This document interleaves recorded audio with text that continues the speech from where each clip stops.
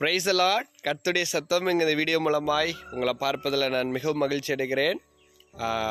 ஒரு ஒரு கம்பெனியில் ஒரு நல்ல ஒரு வேலைக்காரர் ஒருத்தர் இருந்தார். அவருடைய வேலையை அவரே பார்த்து கொள்வார். ஆனால் படிப்பறிவு கொஞ்சம் குறைவு தான். ஆனால் அவரை எல்லாரும் ரொம்ப மட்டுப்படுத்தி பேசுவாங்க. ரொம்ப அவங்க மேலே மரியாதையெல்லாம் பேச மாட்டாங்க.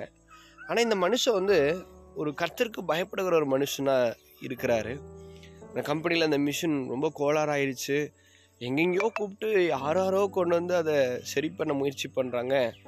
கடைசி வரைக்கும் அது சரிப்படுத்த முடியவே இல்லை. அப்போது இந்த ராஜுன்ற அந்த பிரதர் இப்போ இந்த மிஷினை தொட்டு பார்த்து வீட்டுக்கு போயிட்டாரு.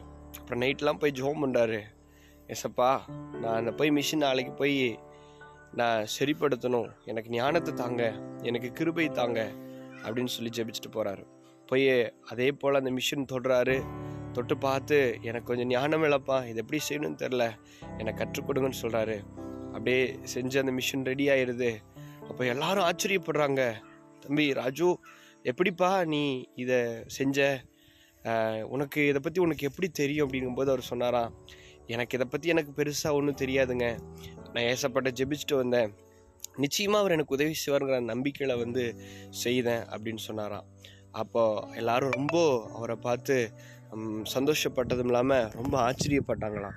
இதை பார்க்கும் பொழுது வேதத்தில் ஒரு வசனம் இப்படியா சொல்லுகிறது.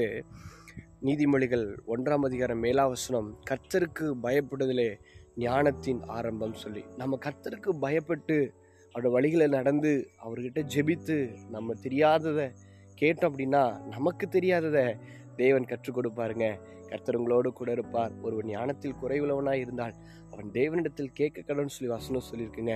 ஒருவேளை அநேக காரியங்களை குறித்து உங்களுக்கு தெரியாமல் இருக்கலாம், புரியாமல் இருக்கலாம். நீங்கள் அதுக்காக பயப்பட வேண்டாம். தேவனுக்கு பயப்படுகிற ஒரு மனுஷன் உலகத்தில் யாருக்குமே பயப்படணும்னு அவசியம் இல்லைங்க. கர்த்தர் உங்களை ஆசீர்வதிப்பார். God with you. God bless you.